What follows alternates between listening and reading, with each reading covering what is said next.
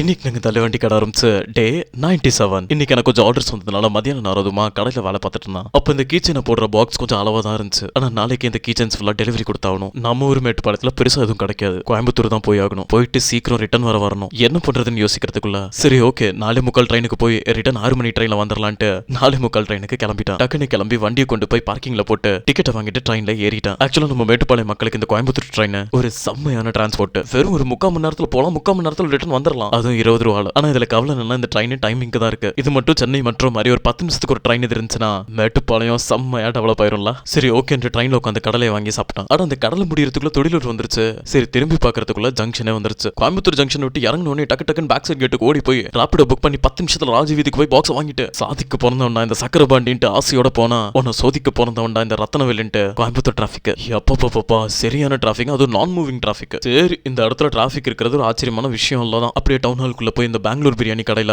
செம்மையா ஒரு பீஃப் பிரியாணியை சாப்பிட்டு 120 ரூபா பில்ல பே பண்ணிட்டு அப்படியே வெயிட் பண்ணி நைட்டு 8 மணி ட்ரெயின்ல ஏறி மேட்டுப்பாளையம் வந்து சேர்ந்தான். மேட்டுப்பாளையம் வந்தோடனே டக்குன்னு கிளம்பி அப்பா கடைக்கு போயிட்டான். சாட்டர்டே அதுமா நான் போறதுக்குள்ள அப்பா கடையில எல்லாம் ஸ்டாக்கும் முடிஞ்சு பிசினஸ் செம்மையா போயிருந்துச்சு. ஆக்சுவலா நாளைக்கு சண்டே நாளைக்கு லீவ் விட்டலாம் தான் பார்த்தோம். ஆனா நிறைய பேர் டிஎம்ல வந்துட்டு சண்டே லீவ் விடாதீங்கன்னு சொன்ன ஒரே காரணத்தினால இனி சண்டே நாங்க லீவ் விட மாட்டோம். இனி வெளியூர்ல இருந்து நம்ம கடைக்கு வர நீங்க பிளான் பண்றீங்க அப்படின்னா தாராளமா நீங்க சண்டே பிளான் பண்ணிட்டு வரலாம். நாங்க சண்டே கண்டிப்பா இருப்போம். ஆனா மண்டே ஒரு டியூஸ்டே வீக் ஆஃப் ஒரு நாள் லீவ் எடுத்துக்கிறோம். ஓகேவா?